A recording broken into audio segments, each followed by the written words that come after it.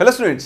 तो देखो आज हम लोग इनऑर्गेनिक केमिस्ट्री के बहुत ही इंपॉर्टेंट चैप्टर शुरू करने जा रहे हैं। जी हाँ, बहुत बहुत बहुत इंपॉर्टेंट। इनऑर्गेनिक केमिस्ट्री के अंदर जो दो बहुत इंपॉर्टेंट चैप्टर्स हैं उनमें से एक तो आप कवर कर चुके हैं, केमिकल बॉन्डिंग, और ये है आपका दूसरा chapter, that is called coordination compounds और कॉम्प्लेक्स कंपाउंड्स। बहुत ही लॉजिकल चैप्टर है, बहुत इंपॉर्टेंट चैप्टर है। क्वेश्चन तो इससे आना बनता ही बनता है, इसके बिना तो पेपर आपका अधूरा ही है। ठीक है, तो बेसिकली एक नई कैटेगरी ऑफ कंपाउंड्स है जिनसे आप डील करने वाले हो। ऑल्दो इनको आप कई बार यूज कर चुके हो, लेकिन डिटेल में डिस्कशन इनका कभी नहीं हुआ है, जो कि हम लोग इस चैप्टर के अंदर करने वाले हैं। ठीक, तो बेसिकली यहाँ पर हम क्या क्या पढ़ने वाले हैं, हम यहाँ देखेंगे कि कॉम्प्लेक्स कंपाउंड्स या फिर कोऑर्डिनेशन कंपाउंड्स क्या होते हैं, उनकी क्या क्या प्रॉपर्टीज होती हैं, कैसे हम उनकी नेमिंग करते हैं, और बहुत ही इंपॉर्टेंट उनके कुछ कैरेक्टरिस्टिक्स होते हैं जो आपको यहाँ पर डिस्कस करने होंगे। तो आइए टाइम वेस्ट नहीं करते हैं, शुरू करते हैं with what are complex compounds, कैसे वो फॉर्म होते हैं और क्या क्या उनकी प्रॉपर्टीज होती है। देखिए, कॉम्प्लेक्स कंपाउंड्स को पढ़ने से पहले आपको एक छोटा सा टॉपिक पढ़ना पड़ेगा, दैट इज एडिशन और molecular compounds.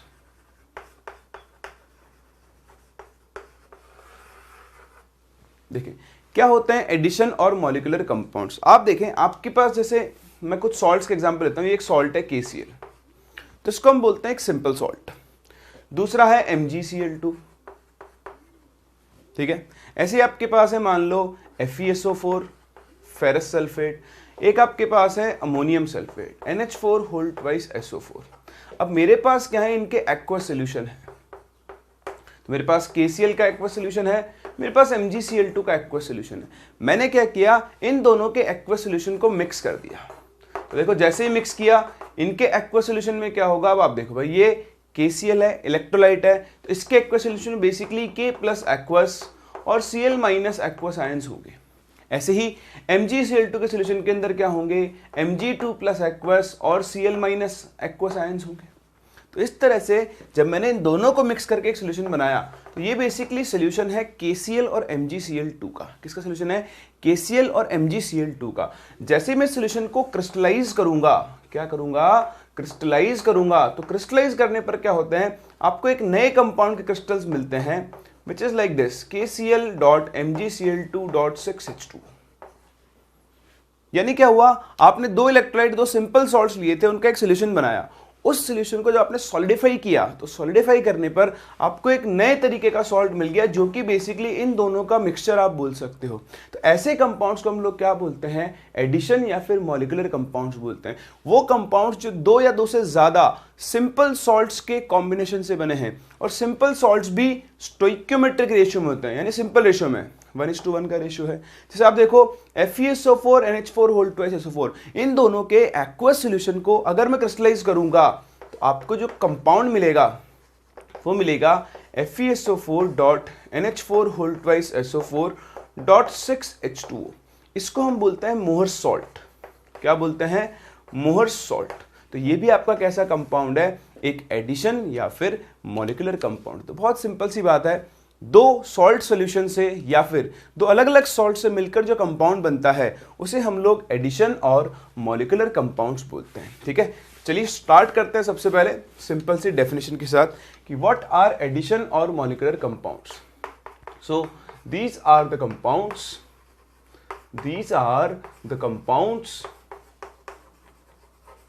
which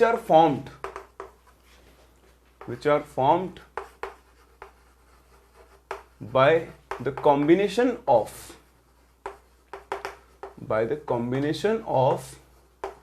two or more simple salts, ये आप मेरे साथ साथ लिख सकते हैं, in stoichiometric ratio।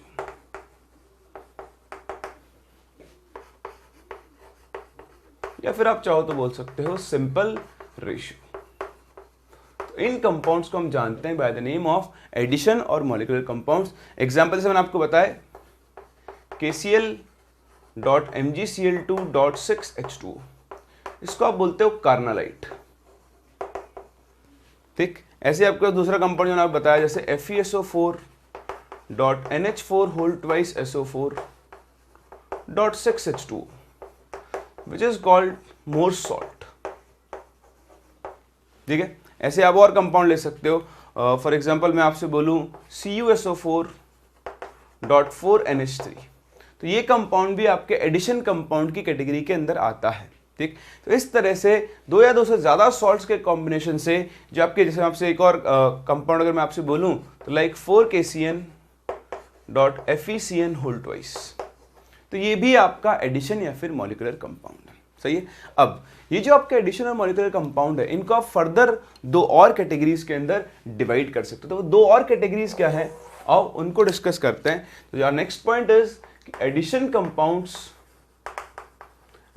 Compounds can B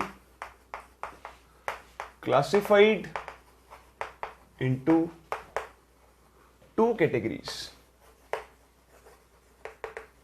ठीक, तो ये दो कैटेगरीज हैं। तो सबसे पहली कैटेगरी उसको हम बोलते हैं डबल सॉल्ट्स। क्या बोलते हैं, डबल सॉल्ट्स। अब देखो नाम से पता लग रहा है डबल सॉल्ट्स क्या होंगे, ये ऐसे सॉल्ट्स होंगे जिनके अंदर एक से ज्यादा सॉल्ट प्रेजेंट होंगे। वो तो यहां पर भी है, ये तो था, लेकिन इनके बारे में कुछ और चीजें हैं जो आपको ध्यान देनी है। तो ये वो एडिशन कंपाउंड्स हैं, basically these are the addition compounds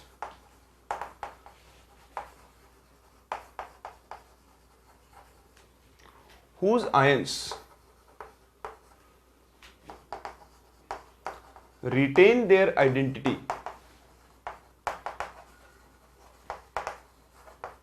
in aqueous solution। इसका मतलब क्या है, इसका मतलब यह है कि these compounds are completely ionized in their aqueous solution in their respective ions। जब आप इन कंपाउंड्स को पानी के अंदर डिसॉल्व करोगे तो ये पूरी तरह से जितने आयंस में बने हैं उतने आयंस के अंदर क्या हो जाएंगे, ब्रेक। जैसे मैं आपसे एग्जांपल को बात करूं वापस से, KCl.MgCl2.6H2O, ये है सॉलिड। तो सॉलिड फॉर्म में ये इसी फॉर्म में रहेगा, यानी बेसिकली डबल सॉल्ट्स क्या होते हैं, these exist in solid state only.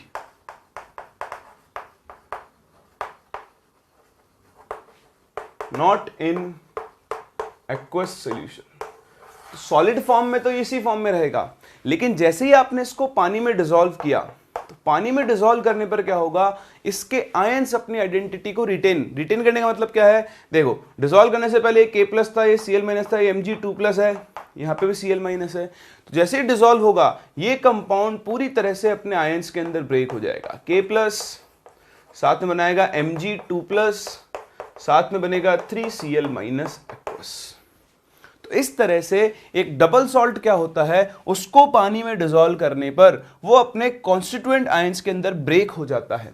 अगर आप यहां पर देखें, इस कंपाउंड में तीन तरह के आयन थे, K+, Cl- Mg2+। इसके एक्वस सॉल्यूशन में भी तीन ही तरह के आयन हैं, K+, Mg2+ और Cl-। Total number of ions आप गिनोगे तो आपको कितने मिलने वाले हैं, 5।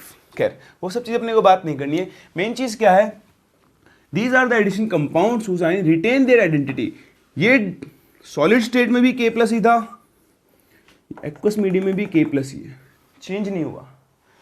यहाँ ये Mg2+ था, ये यहाँ पर Mg2+ है, ये यहाँ Cl- था, ये यहाँ पर भी क्या है आपका Cl- ही है, चेंज नहीं हुआ, अपनी आइडेंटिटी को क्या कर रहा है, मेंटेन। दूसरी चीज, कंप्लीटली आयनाइज हो चुका है एक्वस सॉल्यूशन में। तीसरी चीज, अगर आप इन आयंस का टेस्ट करने जाओगे तो क्योंकि सॉल्यूशन में सारे आयंस प्रेजेंट हैं, इस तरह के कंपाउंड्स का एक्वस सॉल्यूशन अपने अंदर प्रेजेंट हर आयन का क्या देते हैं, पॉजिटिव टेस्ट देते हैं। तो यही अपना अगला पॉइंट है कि दीज आयंस या these salts give positive test of all the ions present in it. उस सॉल्ट के अंदर जितने आयंस प्रेजेंट हैं वो उन सब के क्या देगा, पॉजिटिव टेस्ट देगा। ठीक है, इस तरह देखो आप एग्जांपल में आपको दूं, एलम का नाम आपने सुना होगा, हम पोटाश एलम की बात करते हैं तो क्या आता है पास, K2SO4.Al2SO4 इसको आप जैसे ही पानी में डिसॉल्व करोगे, बताओ ये क्या क्या बनाएगा, आयंस देखो कौन कौन से आयन है, K+ है, SO4 2- है और Al3+ है। तो एक तो बनाएगा K+ एक्वस, कितना बनाएगा 2, ठीक। एक साथ में क्या बनाएगा 2Al3 प्लस एक्वस, और देखो सल्फेट कितने, एक ये रहा, 3 ये रहे, 4 आपके पास ये बनाएगा सल्फेट आयन SO4 2-। तो अपने अंदर प्रेजेंट सारे आयंस को दे रहा है, और इसका जो एक्वस सोल्यूशन होगा वो इन सारे आयंस का टेस्ट भी देगा। कहने का मतलब अगर आप इस सोल्यूशन में NaOH पास करो तो पहले आपके पास एक वाइट जिलेटिनस पीपीटी बनेगा ऑफ AlOH होल थ्राइस, जो कि एक्सेस ऑफ NaOH के अंदर डिसॉल्व होता है और क्या बना लेगा NaAlO2। यानी इस सोल्यूशन ने Al3+ का टेस्ट दिया। अगर आप इसके अंदर BaCl2 ऐड करते हो तो आपको क्या मिलेगा, BaSO4 का वाइट पीपीटी मिलेगा। तो ये प्रॉपर्टी होती है डबल सॉल्ट्स की, बहुत सिंपल है। देखो ये इंट्रोडक्शन है, आपको पता होना चाहिए। और ऐसा नहीं कि जेईई में आपसे पूछने वाला है, लेकिन पूछ ले तो पूछ ले, वैसे चांसेस बहुत कम है ना, ऐसी चीज नहीं पूछेगा। बहुत कुछ है इस चैप्टर में पूछने के लिए जो आपसे पूछा जा सकता है। तो बेसिक सी बात पहली कैटेगरी में डिसाइड की डबल सॉल्ट्स। जो दूसरी कैटेगरी होती है वो इसकी जस्ट अपोजिट होती है, जहां पर ये अपने आइडेंटिटी को रिटेन कर रहे हैं सारे आयंस। अगली कैटेगरी के अंदर आयंस अपनी आइडेंटिटी को रिटेन नहीं कर पाते हैं। कंपाउंड बनने से पहले वो कुछ और थे, कंपाउंड बनने के बाद वो कुछ और होंगे, और इवन जब आपने उस कंपाउंड को पानी में डिसॉल्व भी किया तब भी आयंस अपनी आइडेंटिटी को रिटेन नहीं कर पाएंगे। उस कैटेगरी को हम जानते हैं by the name of coordination compounds. किस नाम से जानते हैं, कोऑर्डिनेशन कंपाउंड्स। तो आप इसे कॉपी करें, फिर मैं आपको मिलवाता हूं दूसरी कैटेगरी से। चलो फिर बढ़ते हैं आगे और बात करते हैं अपनी सेकंड कैटेगरी की, जिसके ऊपर हमारा पूरा चैप्टर ही बेस्ड है। हाँ जी, पूरे चैप्टर में हमको सेकंड टाइप के कंपाउंड और उन्हीं की डिटेल डिस्कस करनी है। तो हमारी सेकंड कैटेगरी है कंपाउंड्स की, दैट इज कोऑर्डिनेशन, या फिर आप इन्हें कॉम्प्लेक्स कंपाउंड्स के नाम से भी जानते हो। कंपाउंड्स बोल लो, सॉल्ट्स बोल लो। तो क्या डिफरेंस है, जैसे यहां पर क्या हो रहा था, ये जो कंपाउंड थे डबल सॉल्ट, ये एक्वस मीडियम में कंप्लीटली आयनाइज हो रहे थे इनटू देयर आयंस। सबसे पहले property, these compounds do not ionize completely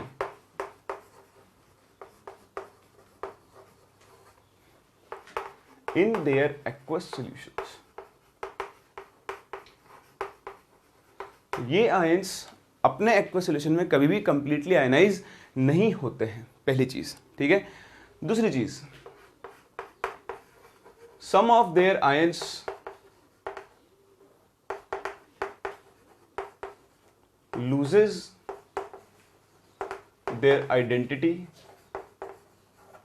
in aqueous solution. जैसे वहां पर सारे आयंस ने अपनी आइडेंटिटी मेंटेन की हुई थी, यहां पर कुछ आयन मेंटेन कर पाते लेकिन कुछ आयन अपनी आइडेंटिटी को लूज कर पाते हैं। यानी जिस फॉर्म में वो प्रेजेंट थे वो उस फॉर्म में नहीं रहते हैं, किसी और फॉर्म के अंदर एक्वस सोल्यूशन में प्रेजेंट होंगे। अभी देखना जो मैं कहना चाह रहा हूं उसका मतलब क्या है। तीसरी चीज, इनका जो एक्वस सोल्यूशन होता है, क्योंकि आयंस ने अपनी आइडेंटिटी को लूज कर दिया है, तो their aqueous solution do not give positive test of all the ions present in it। चलिए बहुत ही ध्यान से देखें, मैं थोड़ी देर पहले का एग्जांपल लिखा था 4KCN.FeCN होल ट्वाइस। ये एक एडिशन कंपाउंड है, लेकिन ये एडिशन कंपाउंड डबल सॉल्ट की कैटेगरी के अंदर नहीं आता है। क्यों नहीं आता है, क्योंकि देखो पहली चीज, जब आप इसको एक्वस सॉल्यूशन में डिसॉल्व करोगे तो अकॉर्डिंग टू, अगर ये डबल सॉल्ट होता, अभी सब ऑब्जर्वेशन के ऊपर है, तो आपको इससे कौन कौन सा आयन मिलते, 4K+ आयन मिलते, 6CN- आयन मिलते और 6Fe2+ आयन्स मिलते अगर ये क्या होता डबल सॉल्ट, बट एक्चुअली नहीं मिलते हैं। इस कंपाउंड को पानी में डिसॉल्व करने पर जो आपको एक्चुअली मिलता है वो है ये FeCN6 4- साथ में आपको मिलता है 4K+। जी हाँ, ये आपको यहां पर कंपाउंड मिलते हैं। आयरन यहां पे Fe+2 स्टेट में ही है, लेकिन वो इस फ्री फॉर्म के अंदर नहीं मिलता है। एक्चुअली ये कंपाउंड कुछ इस फॉर्म में एग्जिस्ट करता है, K4FeCN6। जी हाँ, इस तरह के कंपाउंड्स को हम जानते हैं by the name of complex compounds, या फिर हम इन्हें क्या बोलते हैं, कोऑर्डिनेट कंपाउंड्स, कोऑर्डिनेशन कंपाउंड्स। तो कोऑर्डिनेशन कंपाउंड्स क्यों बोलते हैं वो भी हम देख लेंगे, बट हाल फिलहाल आप देखें कि ये कंपाउंड जो होता है ये वैसे तो ब्रेक होना चाहिए था इतने आयंस में, 6 + 6 12 और 4 16 आयंस आपको टोटल मिलने चाहिए थे, लेकिन मिले कितने, सिर्फ 5 आयंस। क्यों? क्योंकि यहां पर आयंस ने अपनी आइडेंटिटी क्या कर दी है, लूज कर दी है। यहां पर K+ तो K+ की फॉर्म में आ रहा है, लेकिन Fe और Cn इस तरह से इस फॉर्म के अंदर कन्वर्ट हो गए। इन आयंस को हम जानते हैं by the name of complex ions. कौन से नाम से जानते हैं? कॉम्प्लेक्स आयंस के नाम से जानते हैं। तो देखें, these compounds do not ionize completely in their aqueous solution, मतलब कंप्लीटली इनटू देयर आयंस। आप ये ऐड करें इसके अंदर, ज्यादा अच्छा होगा। होता तो ये भी 100% आयनाइज होगा, लेकिन जब आयनाइज होगा तो अपने सारे आयन नहीं देगा। ठीक, some of their ions lose their identity in aqueous solution. देखो लूज कर गया आइडेंटिटी। Fe2+ और CN6 मैंने अपनी आइडेंटिटी को लूज कर चुके हैं, वो जिस फॉर्म में आने चाहिए थे वो उस फॉर्म में नहीं आ रहे हैं। अब अगर आप इस सॉल्यूशन में Fe2+ का टेस्ट करवाने जाओ तो आपको नेगेटिव टेस्ट मिलेगा। क्यों? क्योंकि Fe2+ तो इस फॉर्म में प्रेजेंट है। ये कॉम्प्लेक्स स्टेबल होते हैं, ये आप सीखोगे आगे जाकर। तो स्टेबल फॉर्म में है, तो Fe2+ अब फ्री फॉर्म में नहीं है। यहां से ना तो आपको Fe2+ का टेस्ट मिलेगा पॉजिटिव, ना ही आपको Cn- का पॉजिटिव टेस्ट मिलेगा। समझ गए? तीसरी चीज आप देखें, मैं बात करूं इस कंपाउंड में, तो यहां पर साइनाइड आयन था, तो KCN और FeCN होल ट्वाइस दोनों ही नेचर में कैसे होते हैं, पॉइजनस होते हैं। कैसे होते हैं? पॉइजनस होते हैं। लेकिन ये जो आपका कंपाउंड है K4FeCN6, ये नेचर में कैसा होता है, नॉन पॉइजनस। तो कंपाउंड बनने से पहले जो आयन पॉइजनस था उसने अपनी आइडेंटिटी को क्या कर दिया है, लूज कर दिया है। और अब ये जो आपका कंपाउंड बना, ये नेचर में कैसा है, नॉन पॉइजनस है। ठीक, तो ये सेकंड कैटेगरी है जो बेसिकली कंप्लीटली अपने आयनाइज तो होती है लेकिन कॉन्स्टिट्यूएंट आयंस में नहीं होती है। यहां पर आयंस अपनी आइडेंटिटी को क्या कर देते हैं, लूज कर देते हैं। और इन कंपाउंड्स को हम लोग किसके नाम से जानते हैं, कोऑर्डिनेशन कंपाउंड्स के नाम से। जहां आपने देखा था कि डबल सॉल्ट सिर्फ सॉलिड स्टेट में एग्जिस्ट कर सकते हैं, एक्वस मीडियम में तो पूरे पूरे अपने आयंस के अंदर ब्रेक हो जाएंगे। यहां ऐसा कोई रिस्ट्रिक्शन नहीं है, ये एक्वस मीडियम और सॉलिड स्टेट दोनों में एग्जिस्ट कर सकते हैं। तो आप एक पॉइंट और ऐड कर सकते हैं, they can exist in both solid state, solid as well as, solid state लिख लो पूरा as well as in aqueous medium। तो ये aqueous medium में भी एग्जिस्ट कर सकते हैं और साथ ही साथ ये solid state के अंदर भी एग्जिस्ट कर सकते हैं। चलिए, तो ये हुआ अपना बेसिक क्लासिफिकेशन। एडिशन और मॉलिक्यूलर कंपाउंड्स को हम दो मेन कैटेगरीज में डिवाइड करते हैं, एक हो गए डबल सॉल्ट्स और दूसरे हो गए कोऑर्डिनेशन कंपाउंड्स। अब हमें जो भी कुछ पढ़ना है इनके बारे में पढ़ना है, तो आओ शुरुआत करते हैं दोबारा इन्हीं से। वापस से एक और हेडिंग डालते हैं, आप फटाफट से कॉपी कर लें और फिर देखते हैं कि एक्चुअली कोऑर्डिनेशन कंपाउंड्स क्या हैं, क्या क्या उनकी प्रॉपर्टीज है। बहुत सारी चीज़ें हैं जो आपको कोऑर्डिनेशन और कॉम्प्लेक्स कंपाउंड्स के अंदर पढ़नी है। करें शुरू? चलिए, तो अब आप देखें, पहले तो बेसिक मैं आपको चीज़ें सिखाता हूँ कि कोऑर्डिनेशन कंपाउंड को लिखने का तरीका क्या होता है। जैसा आपने भी देखा कि मैंने कंपाउंड को लिखा 4KCN.FeCN होल ट्वाइस। ये आपको दिखाने के लिए था कि भाई ये दो सॉल्ट्स का मिक्सचर है। एक्चुअली एक कोऑर्डिनेशन कंपाउंड को लिखा ऐसे जाएगा, जैसे मैंने अभी थोड़ी देर पहले लिखा भी था, K4 ये स्क्वायर ब्रैकेट है, FeCN होल 6 इस तरह से। ठीक है, यही इसका नोटेशन है। आपने देखा भी होगा जब मैंने इसको ब्रेक किया तो मैंने इस वाले पार्ट को तो पूरा ब्रेक कर दिया, इस स्क्वायर ब्रैकेट के बाहर वाले पार्ट को, लेकिन स्क्वायर ब्रैकेट के अंदर वाले पार्ट को मैंने एज इट इज रखा, बस उसका चार्ज बैलेंस कर दिया।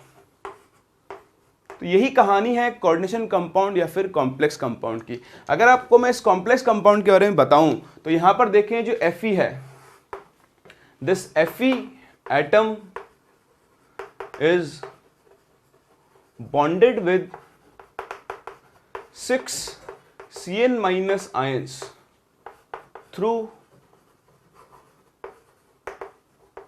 coordinate और डेटिव बॉन्ड।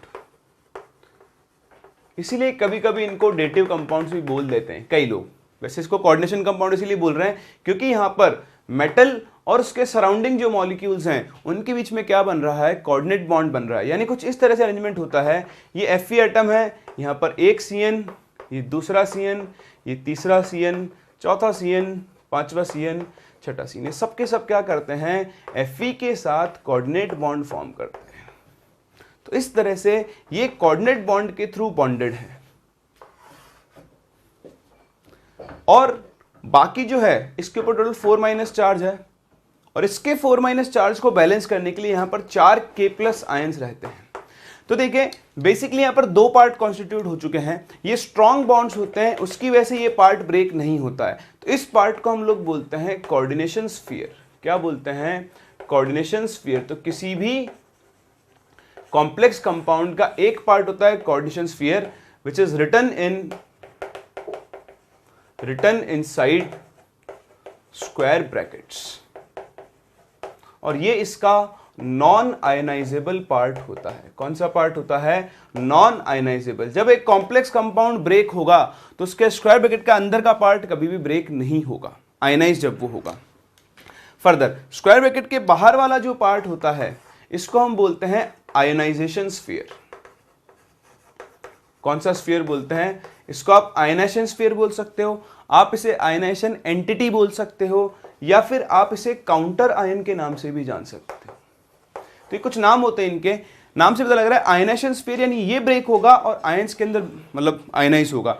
तो बेसिकली इसके जो 2 पार्ट हैं वो 2 पार्ट ऐसे ब्रेक होंगे, coordination sphere as it is पहुंच जाएगा, और आयनाइजेशन स्फीयर क्या होता है? आपका आयनाइजेबल पार्ट होता है। तो इस तरह से जब आप इस कॉम्प्लेक्स को आयनाइज करते हो तो देखो ये आयनाइजेशन स्फीयर ब्रेक हो गया, इंटू 4 K+, चार्ज बैलेंस करो, FeCN6 4-। तो ये वाला जो पार्ट है ये आपके कौन से स्फीयर को रिप्रेजेंट कर रहा है? कोऑर्डिनेशन स्फीयर को। समझ गए? सॉरी, एक और बड़ी इंपॉर्टेंट चीज, ये आप देखोगे ना, ये अरेंजमेंट जैसे अपने केमिकल बॉन्डिंग में पढ़ा था, एक रेगुलर ज्योमेट्री के अंदर होता है, ये एक ऑक्टाहेड्रल ज्योमेट्री बनाता है। तो ये जो ज्योमेट्रिकल पार्ट होता है इसको हम लोग कोऑर्डिनेशन पॉलीहेड्रा भी बोलते हैं। क्या बोलते हैं? Coordination polyhedra. That is basically the geometry of कौन सा पार्ट? Coordination sphere. तो किसी भी कॉम्प्लेक्स में कोऑर्डिनेशन स्फीयर की जो ज्योमेट्री होती है उसे हम लोग किसके नाम से जानते हैं? कोऑर्डिनेशन पॉलीहेड्रा के नाम से जानते हैं। तो कुछ बेसिक चीजें हैं जो आपको कोऑर्डिनेशन कंपाउंड्स के बारे में पता होनी चाहिए कि कॉम्प्लेक्स कंपाउंड के कितने पार्ट होते हैं, वो कितने पार्ट्स में ब्रेक होता है और वो कैसे ब्रेक होता है। चलो कुछ एग्जांपल्स करते हैं। मैं आपके सामने लिखूं ये कंपाउंड CuNH3 SO4, ठीक है। एक मेरे पास है लेट्स से मान लो NaAlOH4, ठीक है। एक मेरे पास कंपाउंड है लेट्स से CONH3 4Cl2Cl, ठीक है। मुझे बताना कि जब आयंस कंपाउंड ब्रेक होंगे तो किस किस के अंदर ब्रेक होंगे। तो आप देखो ये कोऑर्डिनेशन स्फीयर, ये तो ब्रेक ही नहीं होगा। ये आयनाइजेशन स्फीयर है, तो आयनाइजेशन स्फीयर के बाहर SO4 है, तो आप यहां लिख सकते हो कि ये ब्रेक होगा एक तो इंटू SO4 2 - aqueous, और बचे हुए कंपाउंड -2 को बैलेंस करने के लिए इसके ऊपर क्या आएगा? +2, तो ये बन जाएगा CuNH3 4 2 aqueous। इससे ज्यादा ब्रेक नहीं होगा। इस तरह इसको आप ब्रेक करो तो देखो ये कोऑर्डिनेशन स्फीयर हो गया आपका, इसके बाहर का पार्ट आयनाइजेशन स्फीयर। तो एक तो ये टूटेगा Na+ aqueous में टूटेगा, और साथ में ये टूटकर क्या बनाएगा? AlOH4- और वो भी aqueous। सेम इसी तरह इसे आप ब्रेक करें, इसे आप ब्रेक करोगे तो ये कौन सा स्फीयर है? हाँ, कोऑर्डिनेशन स्फीयर। तो ये एज इट इज पहुंचेगा CONH3 4 Cl2, और साथ में क्या आ जाएगा? Cl- aqueous। समझ रहे हैं? एक और काम की चीज, अगर आप ध्यान से देखें इन कॉम्प्लेक्सेस के अंदर ये वाला जो पार्ट है स्क्वायर ब्रैकेट के वाला पार्ट, इसको हम बोलते हैं कॉम्प्लेक्स आयन। क्या बोलते हैं? Complex ion. ये सब जानना आपके लिए बहुत जरूरी है क्योंकि नाम, ये टर्म्स बार बार यूज किए जाते हैं। ये कॉम्प्लेक्स आयन है, बताओ इस कॉम्प्लेक्स आयन पे एक्चुअली चार्ज कौन सा है? प्लस। तो ये बेसिकली आपका यहां पर कॉम्प्लेक्स कैटायन है, लेकिन ये कौन सा आयन है? आपका सिंपल एनायन है, ये कॉम्प्लेक्स नहीं है। सही है? बताओ ऐसे यहां पर क्या है? हाँ, यहां पर कैटायन कैसा है? सिंपल। और ये एनायन कैसा है? कॉम्प्लेक्स। अगर आप ध्यान से देखो, वैसे मैं सब आपको आगे बताने भी वाला हूं, बट आप खुद भी ऑब्जर्व कर सकते हो। इन जनरल जब हम नॉर्मल सॉल्ट्स को लिखते हैं तो पहले लिखा जाता है कैटायन को, बाद में लिखा जाता है एनायन को, इन जनरल। देखो यहाँ पर भी उसी को फॉलो किया जा रहा है। पहले लिखा गया कैटायन, फिर लिखा गया एनायन, पहले लिखा गया कैटायन, फिर लिखा गया एनायन, पहले लिखा गया कैटायन, फिर लिखा गया एनायन। तो बताओ यहाँ पर कैटायन क्या है आपका? Complex. So this is your complex cation and this is your simple anion. सही है। तो इस तरह से हम कॉम्प्लेक्स कंपाउंड्स के अंदर दो पार्ट देखते हैं, एक कोऑर्डिनेशन स्फीयर, एक ionization sphere. Coordination sphere break नहीं होता है, पानी में डालने पर वो आयनाइज नहीं होता है। सिर्फ कौन सा स्फीयर आयनाइज होता है? आयनाइजेशन स्फीयर आयनाइज होता है। चलिए कॉपी करें, फिर यूज करते हैं basic terms which are used in coordination compound. देखो बेसिकली हम अल्फाबेट सीख रहे हैं। किसी भी लैंग्वेज को सीखने से पहले, किसी भी चीज़ को सीखने से पहले आपको उसके अंदर बेसिक टर्म्स जो काम में आते हैं वो सीखना बहुत ज़रूरी है। तो कोऑर्डिनेशन कंपाउंड्स के अंदर भी कुछ स्पेसिफिक टर्म्स यूज किए जाते हैं, वो हम लोग यहाँ पर सीखने वाले हैं।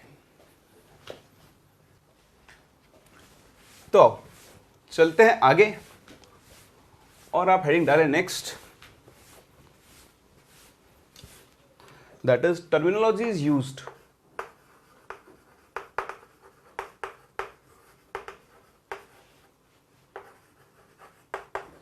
In complex compounds.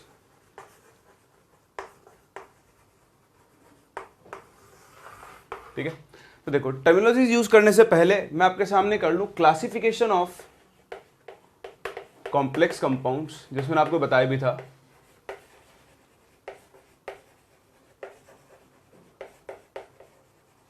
देखिए डिपेंडिंग ऑन आपके कॉम्प्लेक्स के अंदर कौन सा आयन है, आप इनको चार मेजर कैटेगरीज के अंदर डिवाइड करते हो। जो पहली कैटेगरी होती है वो होती है सिंपल कैटायन, जी हाँ, जो मैंने आपको भी एग्जांपल दिए थे, plus complex anion.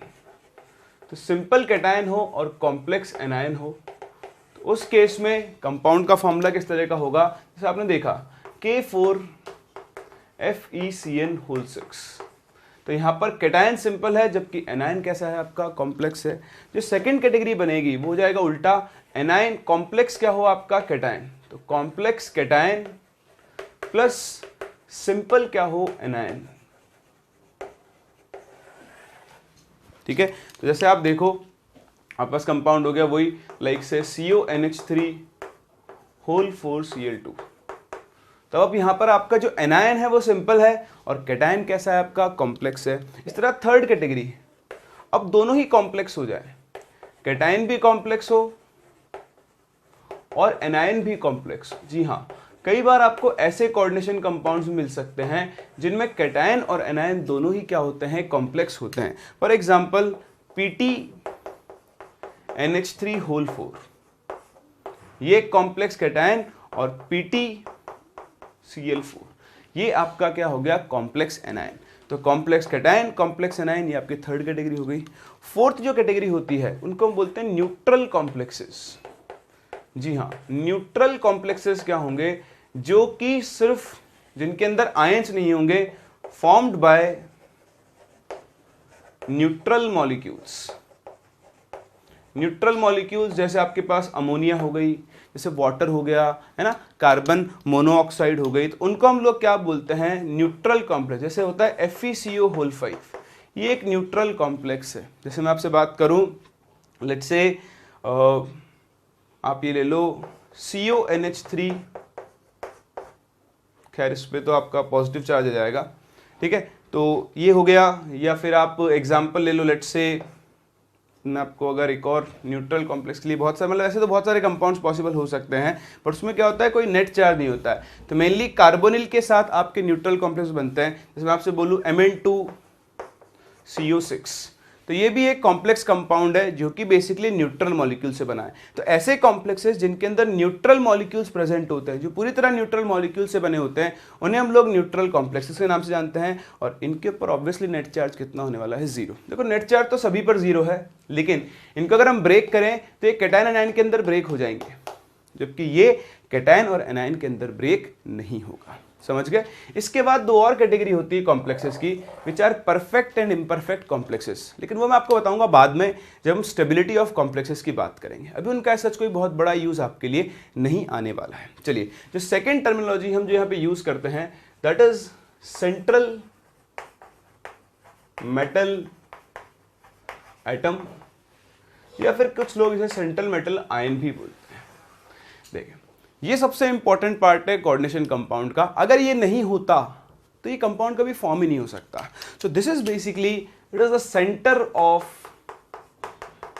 Centre of the complex compound.